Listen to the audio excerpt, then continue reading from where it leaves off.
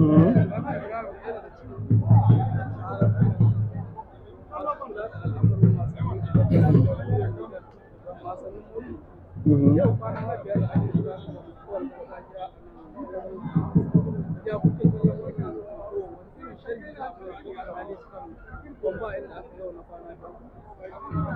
muna muku godiya da kuka ba mu izini mu yi bayani biskan wanga kokowa kwambala ta 46. To abinda ake gai da yanzu kwana biyar da ake kokowa, kowane ja ya kawo dan kokowa 10 biskan dan kokowa 10 kenan in aka yi jimilla sun tashi 80 biskan 80 da yanzu 10 dan kokowa 10 ne suka yi saura a kwanan mu biyar da kokowa. Sai mu ce banan ga 'yan kokowa sun zo da kuzari domin an dan biyu da kokowa ana yi a rana biyar, wata rana muna da hala iye da 10, muna hala wata rana cikin 20 ma kwana biyar akwai kuma abun ga teknikin ma an kara wajen technician suna ba su horo masu kyau. Akwai wata deuxième analyse da ake yi, abun da ya sa 'yan kokowa da yawa suka wadi tirage kin ne ya hada jihohi masu karhi tun farawa kokowa. In kun diba kawa da ta ce da abun ga masaukin baki deja ta yi karo da Nyame, ta yi karo da Doso, ta yi karo da Maradi.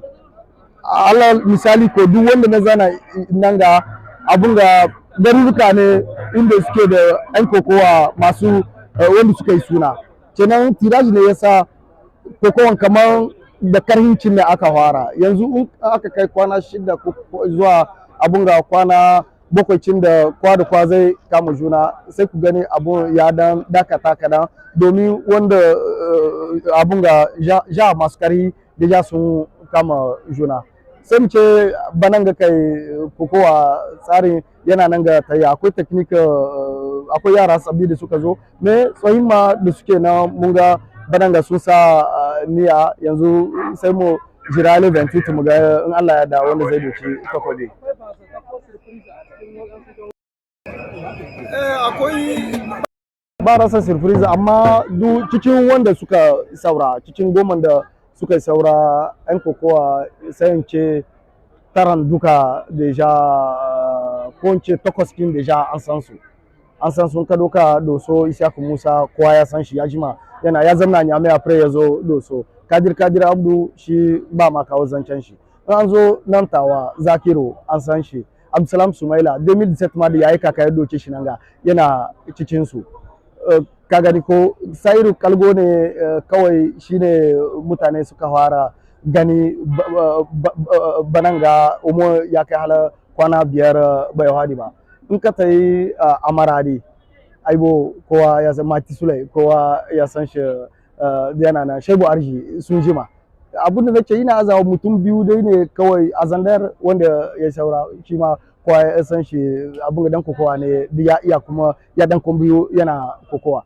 Kenan sai mu ce wanda suka yi saura surprise kin in ma za ta zo sai dai tsakanin wanda deja sun jima suna kokowa kuma suna da technique.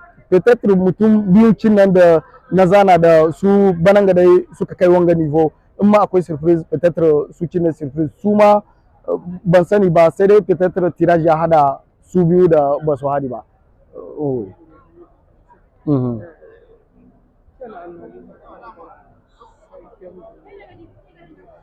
Alors, l'analyse qu'on peut faire tout de suite sur cette 46e édition, il faut commencer d'abord par le tirage. En fait, sur les 80 lutteurs engagés, à la 5e journée, il ne reste que 10 qui sont en lice pour cette matinée en attendant l'après-midi, parce que l'après-midi, dans les 20 combats qui vont rester, il y a un invaincu des Anders qui n'est pas encore passé dans l'ère de combat. Sur 80 engagés, le 19, aujourd'hui, nous sommes le 24, il ne reste que 10. Ça veut dire que les combats ont été âpres et que c'est allé très très vite. Les lutteurs ne se sont pas fait de cadeaux. La technicité est un peu montée. Il y a des jeunes qui sont venus qui n'ont plus peur des anciens. Ils les respectent, mais ils n'ont plus peur. Maintenant, la deuxième analyse, c'est que le tirage a fait en sorte que les régions qui ont des noms qui ronflent en lutte traditionnelle, c'est ces régions-là qui se sont croisées dès les premières journées. Si vous voyez Tawa, qui est la région de cette 46e édition, Tawa est déjà opposé à Maradi, à Niamey, à Dosso.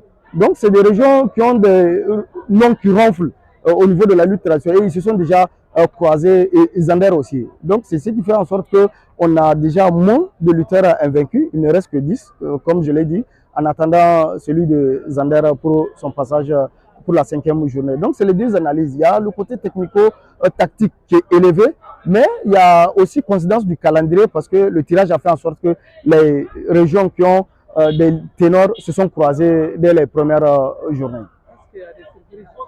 Des surprises, il peut y en avoir. Peut-être si parmi la dizaine de lutteurs invaincus qui restent, les 8 sont des habitués. Si vous prenez Dosso, Isaka, Isiaka Moussa, c'est des gens qui ont fait plus d'une dizaine d'années en train de lutter. Si vous prenez Tawa, Zakir Zakari, il a fait aussi ses armes. Mais Abdussalam Soumaïla, en 2017 déjà, quand Yaya Kaka a pris le sabre ici, Abdussalam Soumaïla, Yaya Dantambaye, Lawal Dantambaye et Yaya Kaka, ils étaient même à la deuxième phase.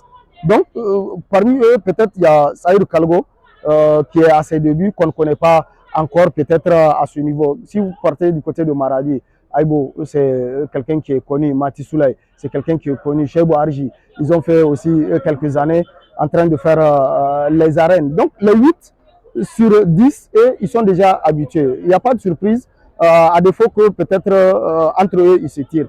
Peut-être sur les 10, les 2 qui atteignent ce niveau de compétition, parce que pour Kalgo, c'est pour une première fois qu'il atteint la 5e journée. La surprise peut venir d'eux s'ils arrivent à croiser déjà un autre lutteur invaincu d'une autre région. Mais en principe, je crois que si ça doit se faire, ça va se faire entre ces anciens-là et Karta Sankarne, comme on le dit en Osakwa, Yasankoa, c'est de Allah Yabarabu.